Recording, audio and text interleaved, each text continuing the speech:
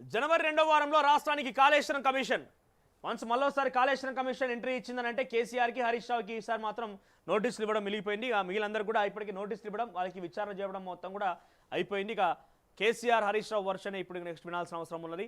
కాళేశ్వరం పైన న్యాయ విచారణలో భాగంగా జనవరి 2వ వారంలో commission chairman justice PC Ghosh రాష్ట్రానికి రానట్టుగా సమాచారం. కాళేశ్వరం ఎత్తిపోతలోని మేడిగడ్డ, అన్నారం, సుందిల్ల బ్యారేజ్లోని పలు అవకతవకలపైన కమిషన్ విచారణ చేస్తున్న సంగతి తెలిసిందే. ఇప్పటికే సాంకేతిక ఆర్థిక పరమైనటువంటి అంశాలపై కమిషన్ విచారణ పూర్తి చేసింది. నెలలో నిర్వహించినటువంటి బహిరంగ విచారణ పలువురు తాజా మాజీ ఐఏఎస్లు కూడా విచారించింది. తదుపరి విచారణను మరింత విస్తృతం చేసే అవకాశాలున్నాయి. కీలక వ్యక్తులకు ఈ దఫా నోటీసులు జారీ చేసినట్టుగా సమాచారం. కీలక వ్యక్తులు ఎవరికా?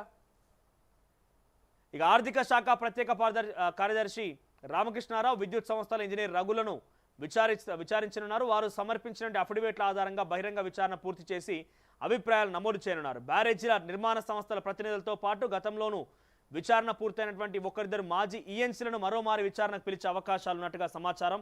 ఈ నెలతో కమిషన్కు ప్రభుత్వం ఇచ్చిన గడువు ముగియనుండగా మరో 2 నెలలు పాటుగా పొడిగిస్తూ ఇటీవలే ప్రభుత్వం ఉత్తర్వులు జారీ చేసింది.